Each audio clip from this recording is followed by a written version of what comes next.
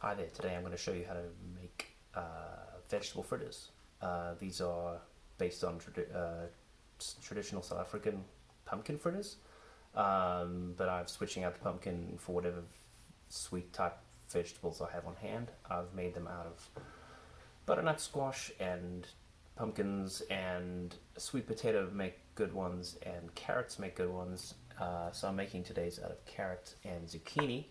And I'm going to roast them first to get a bit of sweetness out of them. You can steam them, you can boil them, you can do whatever you want, as long as you can get them a bit drier afterwards. You want them to be dry when you're mixing them in with the batter.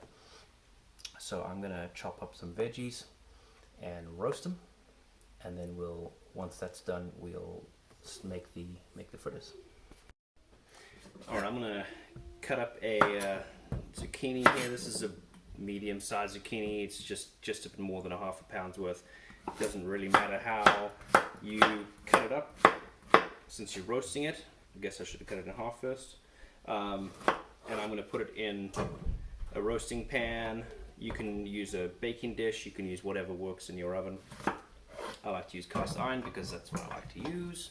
I'm putting them in two separate baking dishes, and these so that I can put them in at different times. The zucchini is a much softer veggie than the carrots, and so that they will not take as long to cook. So I'm going to do carrots. I've got just about a little more than a pound here of carrots, and I'm going to chop those up willy-nilly because I'm roasting them. I'm going to be pureeing these after they've cooled down, so doesn't matter at all how you chop them up. You could practice fancy chopping techniques if you'd like, because it doesn't matter. So you can do diagonal chops, or you can practice julienning them, or whatever you want, because you're going to puree them anyway, and it doesn't really matter what they look like at the end.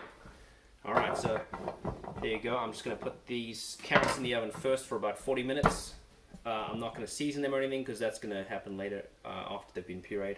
And then I'm going to put these in so that they're in for only about 25 minutes. So I'm going to put these in now, set a timer,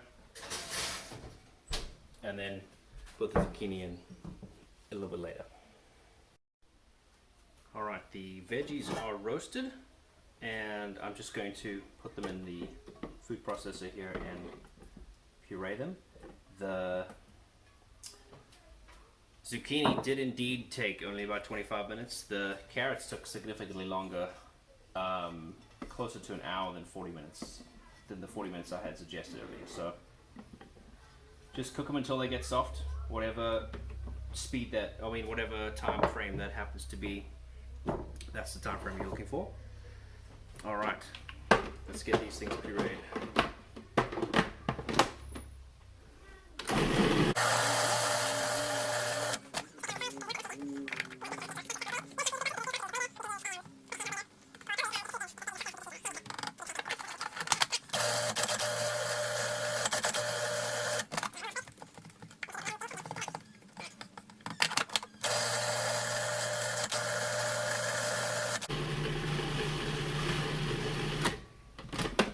Cool.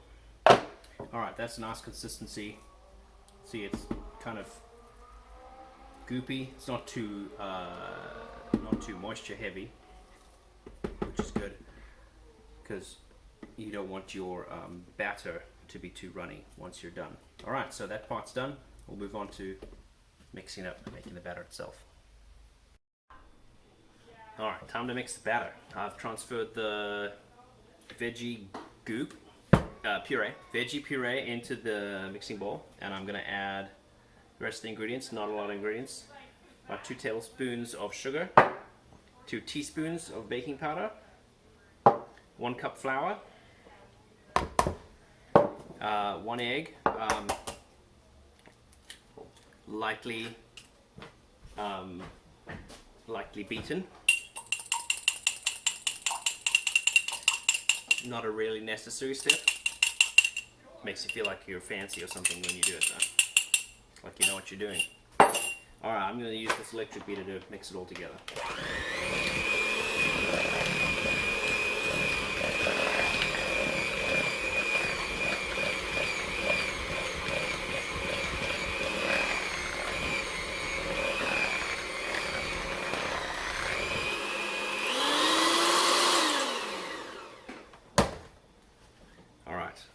that is your batter. It's nice and sticky, nice and tacky.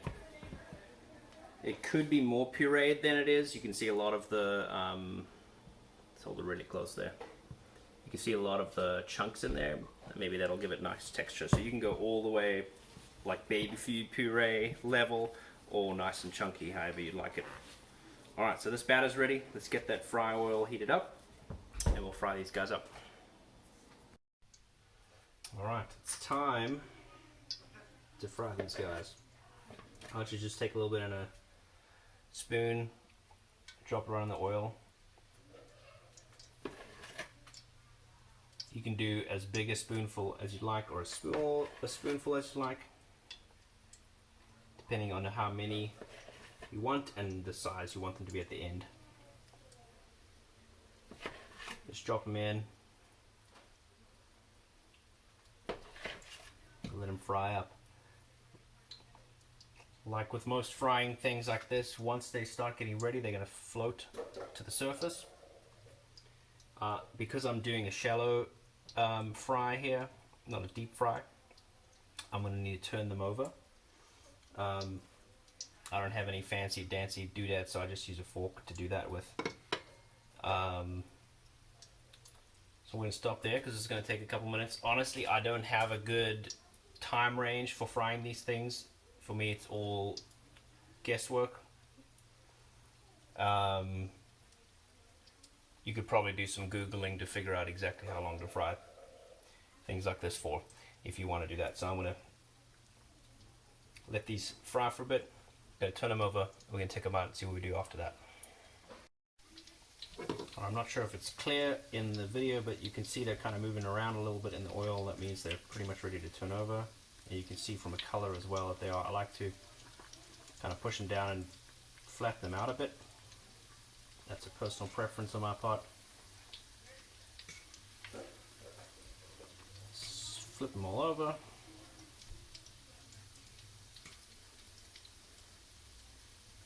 Wait a couple minutes more.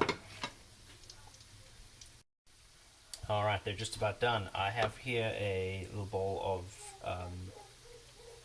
cinnamon sugar, about half a cup of sugar, about a tablespoon of cinnamon.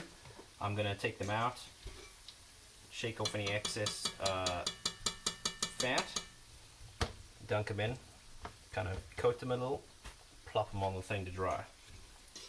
You don't have to use your hand right out of the fry thing. I have pretty asbestos-y fingers, so I don't tend to feel heat. But if you want to, you can use a fork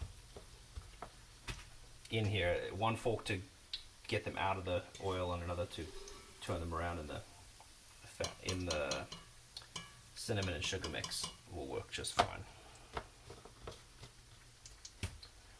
You can also sprinkle them with sugar and cinnamon, put them out to dry, and let the oil kind of leach out into the paper towels, and then just shake cinnamon sugar over them, either with a spoon or with a shaker if you have one. I like to do it this way because then it sticks to the oil and stays on, and then I get more cinnamon sugar that way because I like cinnamon sugar. And then that's it. Once you've done one batch, you do the next and the next until they're all done. There you have vegetable fritters. Again, these are carrot and zucchini fritters. You can see there's your cutaway of them. This one's still a bit warm because it's just come out of the fry oil. You could probably have peel the zucchini as well if you didn't want all the green weirdness in there. I think it adds character to it. I suspect my kids are going to see this and not want to eat it though. So if you're wanting to hide zucchini from your kids, peel it first. If your kids don't need you to hide it and they'll eat it anyway, that's awesome. Good for you. Yeah, there you have it.